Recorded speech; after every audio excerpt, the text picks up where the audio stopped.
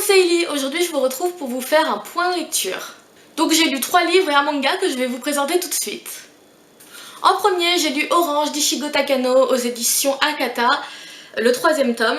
Je vous en ai déjà beaucoup parlé et j'aime toujours autant. On continue à suivre Nao et ses amis qui essaient de sauver Kakeru. Et j'aime toujours autant ce manga, je le trouve toujours aussi touchant, aussi intéressant et j'aime toujours autant les dessins. D'ailleurs, je voulais vous montrer une planche qui me plaît beaucoup. C'est celle-ci. Voilà. Juste parce qu'elle me plaît. Je vous la montre. Et bien sûr, je vous le recommande beaucoup. Ensuite, j'ai lu Le Passeur de Loïs Lori aux éditions École des Loisirs. J'avais vu le film et j'avais beaucoup aimé l'histoire et du coup, quand j'ai appris que c'était un livre, j'ai eu envie de le lire. Comme souvent. On va suivre Jonas qui vit dans un monde complètement aseptisé où il n'y a pas de guerre, pas de divorce, pas de couleur, ni même d'amour.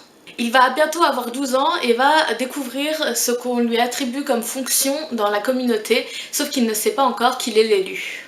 En fait, j'ai eu une relation très particulière avec ce livre parce que quand je l'ai terminé, je ne savais pas si j'avais aimé ou pas. J'ai beaucoup aimé le style d'écriture qui est très agréable et très fluide.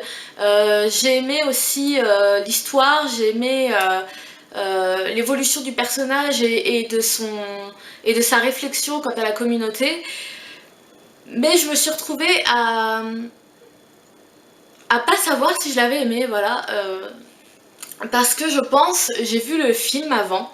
Je disais dans un commentaire sur une vidéo Booktube que je m'interdisais jamais de voir les films parce que même si j'avais envie de lire le livre, je le lisais après, c'était pas un problème.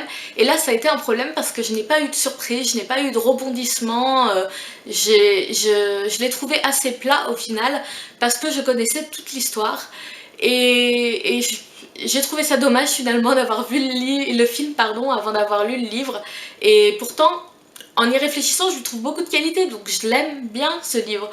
Mais voilà, je l'ai trouvé plat parce que j'avais vu le film et je crois que maintenant je vais éviter de voir les films avant de lire les livres et je vais lire les livres d'abord. Mais bien sûr, je vous le recommande. Ensuite, et là j'ai pensé à toi Lorraine, j'ai fini enfin la 5e vague de Rick Yancey aux éditions Robert Laffont. On suit Cassie qui se retrouve dans la 4e vague d'une invasion extraterrestre. Donc la première c'était l'extinction des feux. Donc la première c'était l'extinction des feux, la deuxième la déferlante, la troisième la pandémie et là on est dans la 4e, le silence. Et elle se retrouve seule et tout ce qu'elle veut c'est sauver son petit frère. C'est sa première règle de rester seule parce qu'on ne sait pas qui sont les gentils, qui sont les méchants, jusqu'à ce qu'elle rencontre Evan Walker et qui se trouve être peut-être la seule chance qu'elle a de sauver son petit frère. Et donc au départ j'ai eu vraiment beaucoup de mal avec ce livre, j'arrivais pas à me mettre dedans, j'arrivais pas à m'identifier à Cassie, à l'apprécier, parce que je pense que je n'ai pas été une adolescente comme elle a pu être, comme elle peut l'être elle au début du livre, et donc ça ne m'a pas aidé à rentrer dans le récit et j'ai eu beaucoup de mal, sauf que j'ai réussi quand même à le continuer. Parce que si vous voyez bien, je ne sais pas, il y a des traits noirs, des pages noires et c'est à chaque fois un changement de point de vue.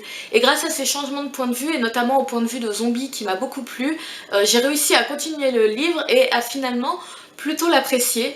Donc même si c'est pas pour moi un livre phénoménal, avec tous les avis positifs qu'il y a dessus, je me dis que voilà, je suis peut-être passée à côté et qu'il faudrait que je le relise, je pense.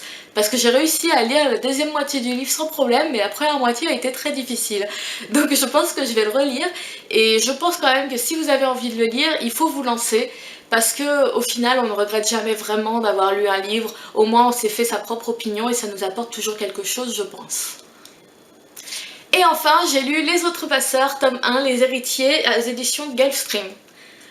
C'est un livre dont j'ai beaucoup entendu parler, et en bien comme en mal d'ailleurs. Et du coup, j'hésitais à le lire, et comme on me l'a offert, je me suis dit c'est génial, c'est l'occasion, je vais enfin pouvoir me faire mon propre avis dessus. Peter, un adolescent sans histoire, découvre qu'il est l'héritier des membres d'une société secrète, les Outrepasseurs. On va donc suivre non pas Peter, mais ses ancêtres, dans le Moyen-Âge, et découvrir pourquoi et comment ils sont devenus les Outrepasseurs. Donc c'est un livre que j'ai beaucoup aimé. J'ai aimé en fait la façon dont on a été ramené en arrière, j'ai trouvé que ça a été fait avec beaucoup d'intelligence et l'écriture est vraiment très sympa et je trouve l'idée et le récit très original.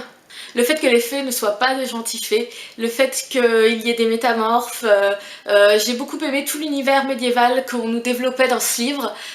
J'ai aussi aimé le fait qu'on avait quand même un retour à Peter régulièrement. Et je sais que dans les prochains tomes, on va surtout se concentrer sur Peter. Et, et maintenant, en fait, c'était super important, je pense, de comprendre et de savoir tout ce qui s'était passé avant pour pouvoir appréhender les autres tomes. Et du coup, je suis très très contente de l'avoir lu et il m'a vraiment beaucoup plu et je vous le recommande sans problème. Voilà, c'est tout pour aujourd'hui. J'espère que cette vidéo vous aura plu. Je vous dis à très bientôt pour une nouvelle vidéo. Bye!